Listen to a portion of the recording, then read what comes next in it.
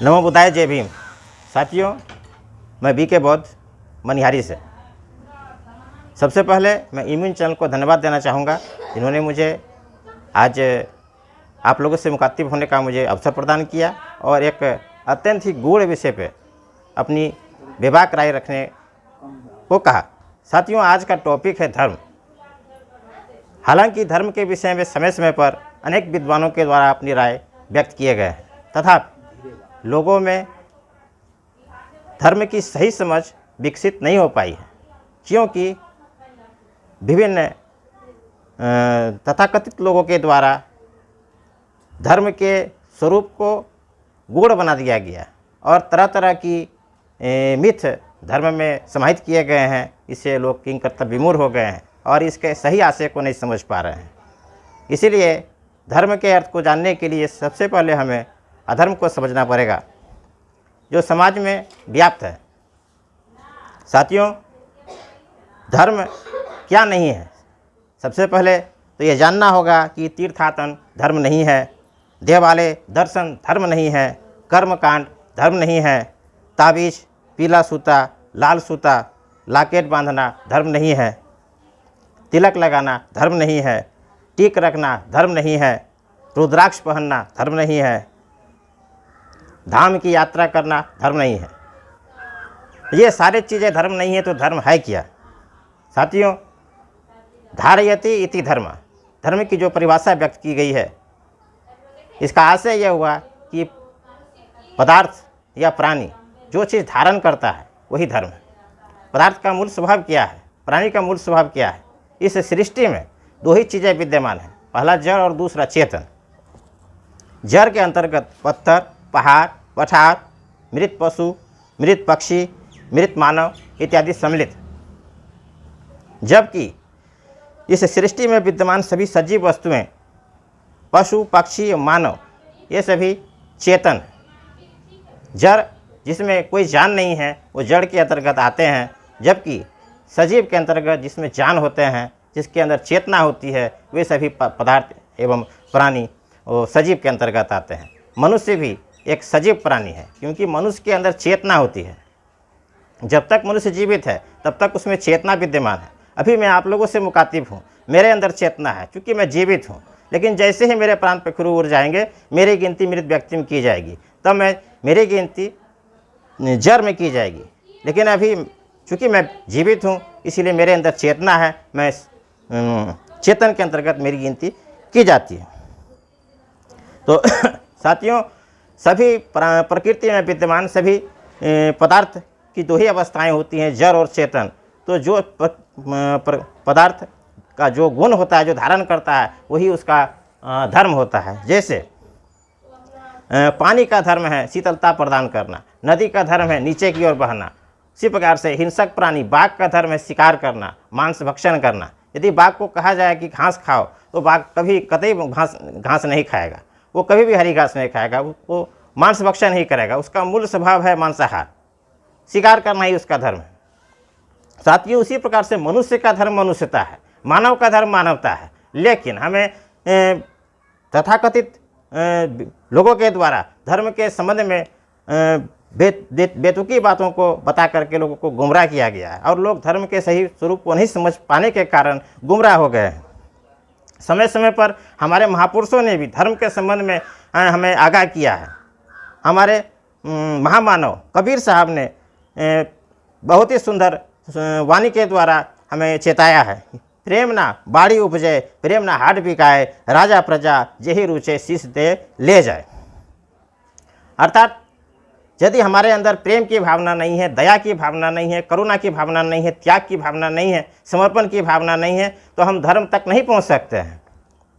रैदास साहब ने भी संत गुरु रैदास साहब, जिन्होंने भी अपनी वाणी से हमें समय समय पर आगाह करने का काम किया है, उनके द्वारा चाहूँ ऐसा राज्य में मिले जहाँ सबन को अन्न, छोट बड़न सब सम बसे, रैदास रहे प्रसन्न। अर्थात रैदास साहब की कल्पना थी एक ऐसे राज्य की स्थापना करने की जहाँ पे सभी लोग समान रूप से रहें, चाहे छोटे हो या बड़े हो, सभी को समानता की भावना हो, किसी तरह की कोई भेदभाव नहीं हो। वो इसके लिए वो एक ऐसा शहर की कल्पना करते थे, इसको उन्होंने बेगमपुरा नाम दिया था, अर्थात बिना गम का शहर, जहाँ सभी लोग समान भाव से रहे। तो हमारे महापुरुषों के द्वारा समय समय पर धर्म के संबंध में अनेक बातें बतलाई गई हैं। साथियों, हम दूसरों से खुद के लिए जैसा व्यवहार चाहते हैं, जैसी अपेक्षा करते हैं, वैसा ही हम भी दूसरों के साथ बर्ताव करें। यही धर्म है, यही मानवता है, यही सद्धर्म है। इसके संबंध में समय समय पे विद्वानों ने अपनी राय व्यक्त की है। हम एक निर्गुण के द्वारा भी इसको समझ सकते हैं।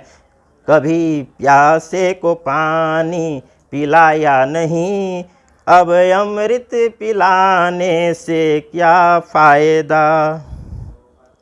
भला किसी का कर न सको तो बुरा किसी का मत करना।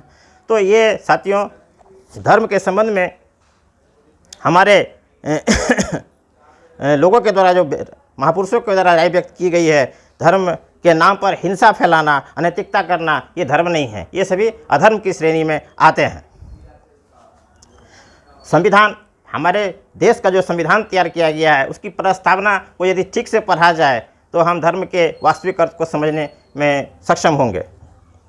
भारत के संविधान की प्रस्तावना जिसको कि हमारे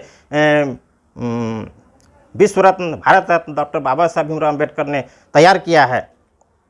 उन्होंने संविधान की प्रस्तावना में जो बातें लिखी है कि हम भारत के लोग, तो साथियों उस प्रस्तावना की जो मूल बातें हैं उससे भी जो पता चलता है कि बाबा साहब हमको धर्म के शासन स्थापित करने की उनकी कल्पना थी कि हमारे देश में एक ऐसा शासन स्थापित हो, एक धर्मराज स्थापित हो, जहाँ सभी लोगों को समान अधिकार मिले, सभी लोग समभाव से रहे, सभी में समता की भावना हो, समानता की भावना हो, बंधुता की भावना हो, न्याय की भावना हो। तो ऐसा राज की कल्पना समय समय पर हमारे महापुरुषों के द्वारा की गई है, जिनमें कबीर साहब, रैदास साहब हो, चाहे डॉक्टर अम्बेडकर साहब हो, इन तमाम महापुरुषों ने सभी लोगों को साथ लेकर के चलने के लिए हमें बताया है। इसी कड़ी में साथियों, हमारे द्वारा जो है संगठन के प्रयास से एक लोगों में जन जागरूकता फैलाने के लिए BS4 कार्यक्रम चलाया जा रहा है।